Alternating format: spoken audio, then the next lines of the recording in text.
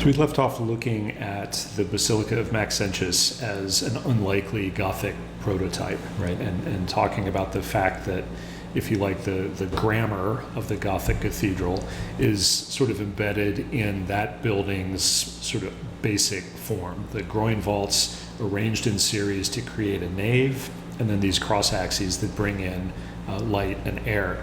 And we talked about that being one part of the kind of Gothic type. The other part comes from the Middle East, the pointed arch, which becomes the signature of Gothic architecture. We've seen before in Islamic construction in particular, and we looked at examples in mosque and palace construction where the pointed arch was used possibly as an ornamental device, but also with some absolute structural possibilities to it as well. There are two advantages that we talked about. One is geometric. If you aren't reliant on the diameter of the arch determining both your height and your width, but instead you can sort of play with the width as opposed to the height as you can with a pointed arch. It gives you more flexibility in your layout. And then we also talked about what may have only been apparent over time, that raising the peak of the arch by pointing it gets you closer to the ideal catenary shape, right, or the ideal catenary proportions, at least better than a segmental arch or a semicircular arch. Now, how much of this was known as kind of building science, or how much of it was just sort of received wisdom, or how much of it just sort of intuitively made sense, we of course have no idea. We also don't really know how the pointed arch migrated from the Middle East into Europe. We can guess that the Crusades brought back a lot of ideas and possibly brought back the pointed arch as a motif. The fact that it may have been carried by Normans from the Middle East through the Mediterranean and then up to northern France and England, which was their homeland and which saw the first Gothic innovations, at least gives us some circumstantial evidence that this may have happened. And there are a handful of buildings where we can see the pointed arch sort of making its way westward through the Mediterranean and around to northern Europe. Sicily being the sort of crossroads of the European, African, and Middle Eastern world in the 12th century, it's no surprise that this is where we find building traditions, just like we find in art, things sort of melding together. And this cathedral in Cefalù on the north side of Sicily shows very clearly that the pointed arch was something that was used by local builders. So you can see one at the end of the nave and then down the side aisles as well. Those pointed arches sitting on top of very clearly classical Roman columns. And a similar sort of mishmash comes together in the Cathedral of Montreal, just outside Palermo, not that far from Cefalù, where you see this combination of very Byzantine-looking mosaics, a Roman basilica type. You can see the timber roof truss, and then the pointed arch really is a motif. As you can see, it is only maybe having a structural effect in the main arch over the nave. Minor structural effect as it brings that wall down onto the columns, but definitely something that resonates with the use of the pointed arch in the Levant in particular. Now, what the pointed arch does is it basically supercharges the groin vault. If the groin vault offers you a little bit of extra height and a little bit of extra skeletal behavior, making those groin vaults out of pointed arches now gives you both less horizontal thrust, because the pointed arch has the geometry of it has reduced the amount of horizontal reaction that you'll have, and as you can see, it's also raised the height of those intermediate or open bays so that you can add more windows, right? You have more space to work with. The full kind of functional and performance ability of the pointed arch comes in slowly, but we can see builders slowly getting used to the idea and then exploiting it for maximum structural performance, but also maximal effect in terms of daylighting as we go through the kind of evolution of the Gothic cathedral. The first cathedral churches or large-scale churches that we see using the pointed arch use it in ways that are almost kind of frustrating, right? That seem like sort of only partially realizing its potential. Durham Cathedral in England, built between 1115 and 1130, as you can see, uses the pointed arch sparingly. It combines it with semicircular arches in ways that make it very obvious that this is a transitional building. Maybe the pointed arch is a new idea and it's just being sort of tried out locally. There could also be, if you look, you can see that the pointed arch occurs high in the building, so it could be that the idea comes in late in the construction as well. There are things about Durham that mark it as partly Romanesque, and those include the semicircular arches that you see down the aisles, but also notice that those semicircular arches sit on very, very large decorated columns. Absolutely not classical, but also not quite the kind of refined Gothic piers that we'll see developing in France. Saint-Pierre de Montmartre, one of the earliest Gothic appearances in France, in the north of Paris, uses the pointed arch for its vaults and for the arches over its side aisle, but again, not quite realizing that it would allow the builders to open up those planes of walls even more. This church, Pontigny on the right, is interesting because it is a very stripped down church, the influence of the Cistercians, who believed in these very sort of Spartan interiors, a commitment to sort of poverty in their lives, but also restraint in the expression of the church. And you can see that's combined with pointed arches both in the roof and around the side aisles.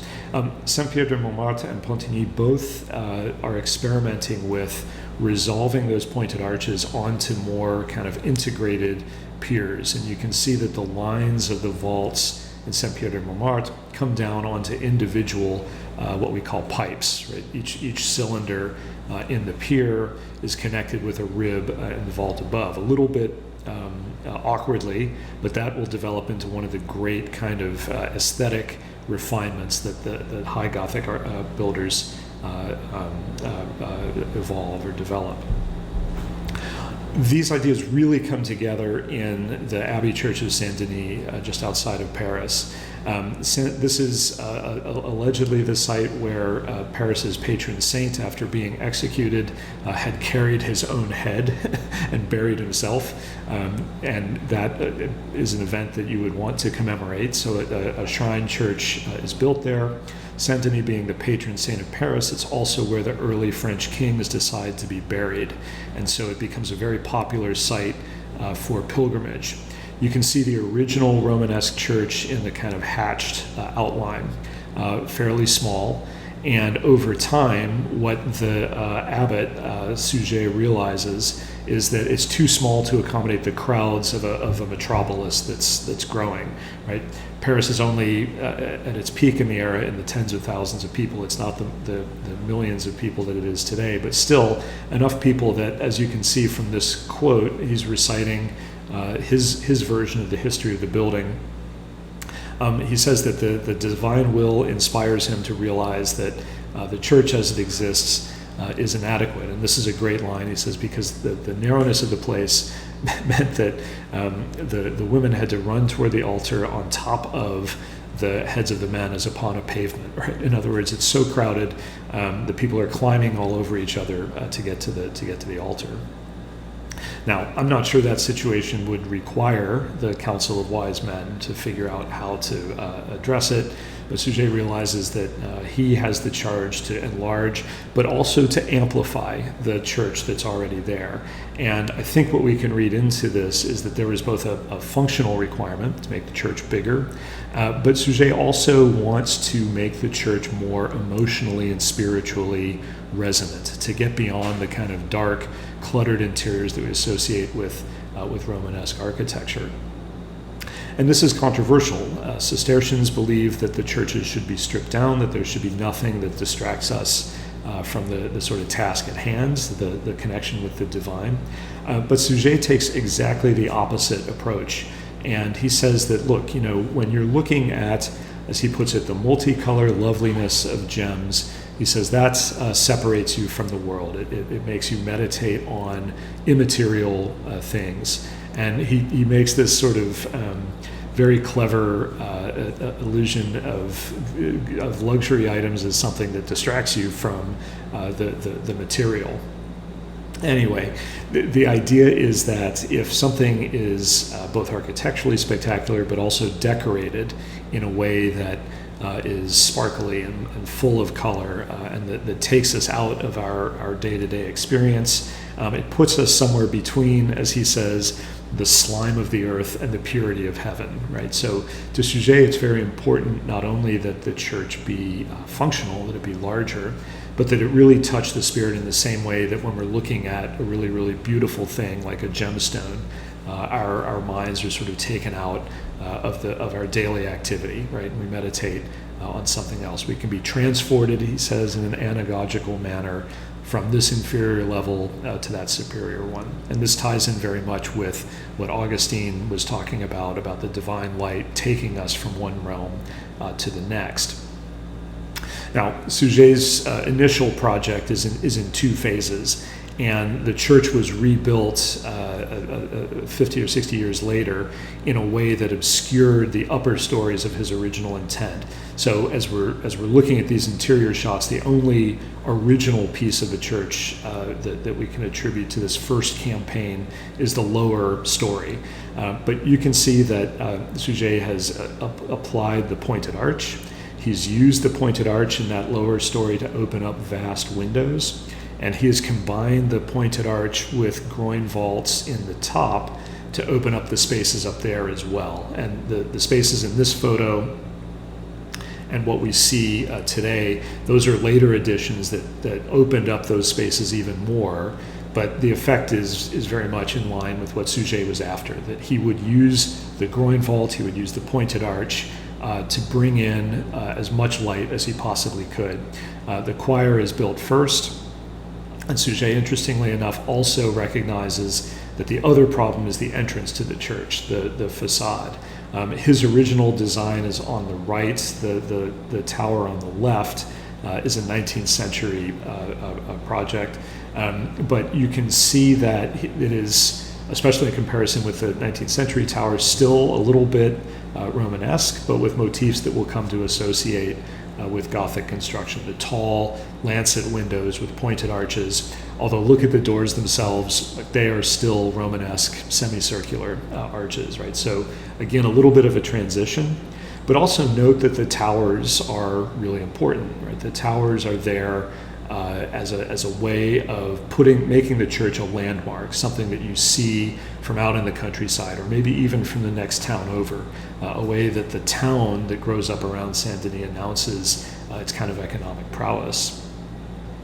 Now, Saint Denis, the choir anyway, is dedicated, and it becomes incredibly important, in part because the bishops of dozens of churches in the Ile-de-France, or in the center of France around Paris, attend the dedication and see what Suger is up to, and many of them go back to their towns and begin campaigns to build churches in the style of Saint Denis, right? It becomes the kind of first example of this church that defines both religious and secular aims, and you see this kick off this long string of construction in towns around Paris that each try to outdo each other in terms of height, while at the same time producing these theological or religious machines designed to really touch the spirit of the congregants within. We'll dive in and look at a couple of these examples in a minute, but to back up and just to look at the kind of anatomy of a typical church, or a typical Gothic church.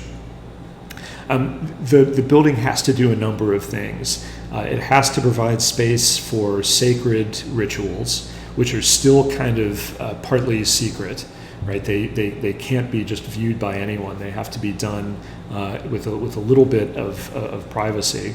But the sound of the Mass, the sound of the ritual, has to be apparent to all of the congregants. So there's an acoustic function, There is also a performance function. And at the same time, the church has to be used by pilgrims. So people have to be able to come in and go out even while there's a mass going on. And they have to be able to pay tribute to each of the chapels as they walk around. So the layout of the Gothic cathedral includes always a nave, which is where the kind of congregants gather to listen to the mass, and aisles, which is where pilgrims can circulate even while mass is going on. And to this day, when you visit one of these cathedrals, if there is a mass going on, very often you're limited to the aisles. You can still come in, but you have to walk around this sort of ambulatory.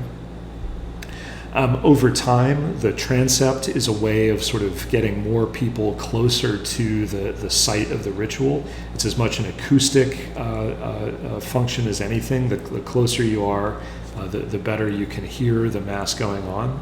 This usually implies a crossing at where the transept and nave intersect. It's often marked by a large tower, right? This is sometimes where the spire goes to mark the kind of center of the church. And finally, the choir, usually right behind the altar, is where vocalists sit to participate in the Mass, right, to make the music that goes along with the Mass. And at the back of the church, chapels are often arranged around an apse so that pilgrims can come in and make their devotions to individual chapels while the Mass is going on. These chapels also become popular places for wealthy families to donate money to the church and get as a sort of payback their own sort of family chapel, right, or their own chapel devoted to both the saint and to family members. So that plan, as you can see, requires a great deal of openness. Requires a great deal of daylight, and requires large spans so that people can be packed in and still see or still hear the Mass as it's going on. Right, a very, very different liturgy than the Muslim liturgy that we were looking at with mosques, where it's just about the acoustics, or mostly about the acoustics. Here it is also about seeing not the actual Mass itself, but seeing the priest leading the Mass, beginning the ceremony, right, and understanding that you're part of not just the prayers, but also the ritual itself. And to do that, using this limestone that is easy to carve into a variety of shapes and relatively strong, Gothic builders developed this system that, again, evolves from Romanesque precedents, evolves, if you believe Viollet-le-Duc, even from Roman precedents, but pushes it to sort of greater heights and to much more open skeletal construction. The nave is the center, the heart of the section. This is where the laity come in to watch the ceremony. The aisles on either side, again, for the ambulatory public coming in and wandering around. The nave, as you can see, is surmounted by groin vaults with pointed arches. And those groin vaults, of course, exert force in two directions. In the cross section, they exert force basically going left and right on the screen. And you can see in this section from Amiens, a church that we'll look at in a second, there are two sets of flying buttresses. The upper one is going to take the thrust of a timber roof that goes on top of the vaults, keeps the rain off. The lower flying buttresses are taking the thrust of the vaults themselves, and we'll look at how that happens here in just a minute. The gravity load of the vaults is mostly taken by the piers that come all the way down to the ground. And you can see that between the piers, we have open arcades at the base that allow us to go back and forth between the nave and the aisle. And then as we go up, we have windows that are called variously triforium and clerestories. There's some early Gothic where we also have a fourth set of windows that we'll look at here in a second. The flying buttresses connect to upright buttresses or fin walls on the outside and those have pinnacles on them that seem to have very well-defined structural capacities, actually taking the thrust of the flying buttresses and sort of diverting them more toward the vertical and thus closer into the ground. Now, the elevations of these of the nave become important. When in early Gothic construction there are pairs of aisles, you end up with 2 stories of openings to get basically out 2 bays to the exterior.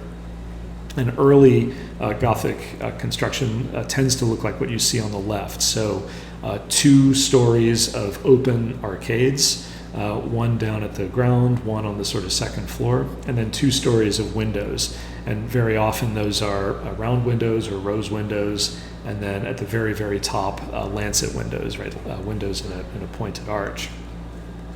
Over time, as we'll see, that develops to a much more simplified interior elevation. When we look at Chartres, you'll see that there is a 3-story division with much taller aisles, no secondary aisles, so they only have to get basically past one of the aisles. And then taller clear stories as well. And here you can see the rose window is actually incorporated with 2 lancet windows. We'll watch these elevations kind of grow in openness, right? The windows take up more and more space. They start to look less like solid walls punched with windows and more like vast spaces between the structure that end up being filled with glass. Now, the groin vaults themselves are these almost seemingly like miraculous structural entities, and there's been debate over the years about how exactly they work and what the statics of them actually are. Today, we generally think of them as shells. So we think of the self-weight of these vaults basically being collected almost like a flower petal, right? That the weight of each stone bears on the next one as if they were a series of kind of inclined arches, gradually collecting as they get down toward the what's called the tas de charge. And at this point, we tend to see where the vaults all come together, we tend to see a whole bunch of rubble that is filled into the kind of void behind the vault. And this is doing the same job that the stone spandrels in Roman aqueducts did of directing or kind of nudging the resultant force that's coming out of those vaults at an angle more toward the vertical, right? Making the buttresses have to do less and less work. Now, this point also becomes crucial in the kind of aesthetics of the church because it's where all of these ribs begin to come together. The ribs used to be thought of as structural, right? That initial sort of 19th century analysis thought that the ribs were doing most of the carrying load. Today we think they probably did serve more of a constructive purpose, that they were maybe built first and the scaffolding to put the rest of the vaults in could be laid on those ribs. The ribs, though, are elaborately carved, and they show, as you see on the right, or they give the illusion that they just continue all the way down in later Gothic, all the way down to the ground. This is an aesthetic refinement. As we'll see, it's a key distinction between early Gothic and so-called high Gothic, but it reflects also what intuitively is going on in the vaults themselves, right? That the loads are actually being collected in the same way that the ribs appear to be collected into piers. Those flying buttresses not only collect the thrust of the vaults and of the timber roof, but maybe more importantly, they also give the structure some lateral resistance against wind loads. And the wind loads on these would have been phenomenal, right? They're gigantic, 40 or 50 meters tall. They're basically like giant stone sails. And the wind load on those has to go somewhere to keep the building from toppling over. So the buttresses end up working in compression to basically lean up against the vaults and to prevent them from shifting when the wind actually hits them. How much of this was known by Gothic builders, we can't really say, right? And what we see, of course, are the experiments that worked. So we don't know if there were smaller buildings that maybe failed, there was trial and error, but over time there's a kind of empirical body of knowledge that develops about the proportioning of the flying buttresses, the height of the vaults, and the horizontal distance that the buttresses spread out, basically to back up the vaults, both against thrust and against wind. Now, there's a reading or two from Jacques Heyman on the class website, and these are worth getting into because of the kind of sophisticated analysis that he and others have been able to do on how these structures actually stand. And in particular, Heyman looks at these very, very common cracks that we see in the interiors of the vaults, and points out that these are working very much like the kind of 3 or 4 hinges that we see develop in stone construction in Roman and even in Greek times. And he points out in particular that the Gothic structures would eventually kind of find their own equilibrium. One of the key findings in his work is that when you put a load onto these piers, vertical or horizontal, they are going to move, right? Newton's principles tell us that anytime you put a force onto an object, it's going to move, right? Maybe not very much, but you're going to get some displacement. And he says the key is that the Gothic structures displace, but they don't displace enough to make any of the vault members slip. Instead, they develop these structural hinges. And he says, in large part, this allows the structure to be somewhat ductile, to bend but not break, basically, against wind. And the fact that these types of cracks show up again and again and again in Gothic vaults, and yet that these structures have stood for 600-700 years, indicates that the structural behavior is maybe even more complicated than any previous analysis had given it credit for, right? That they're not just behaving as static objects, but they are actually behaving as somewhat dynamic ones. And there are all sorts of refinements and fine points to the structural behavior, some of which we'll return to at the end of this lecture. One of the more interesting ones is the role that the pinnacles play on the top of flying buttresses. In almost all cases, we see that the exterior of the flying buttresses are each crowned with these large sculptures, and very often with canopies over them. And one of the theories behind these is that they actually play a role in the stability of the buttress below, that without that weight kind of redirecting the resultant thrust or nudging the resultant thrust more towards the vertical, that the thrust of the flying buttress would actually be enough to shear off the top of the vertical buttress and lead to failure that way. And so even though these are clearly aesthetic objects, right, and they're clearly civic objects, right, they're made to present some of the liturgy not to the congregants inside, but to the town outside. At the same time, they are apparently playing the structural role of making the flying buttresses do their job of stabilizing the vaults above. The next segment will look not so much at the structural achievement of the cathedrals, but at the construction site and how the guilds and stonemasons were able to not only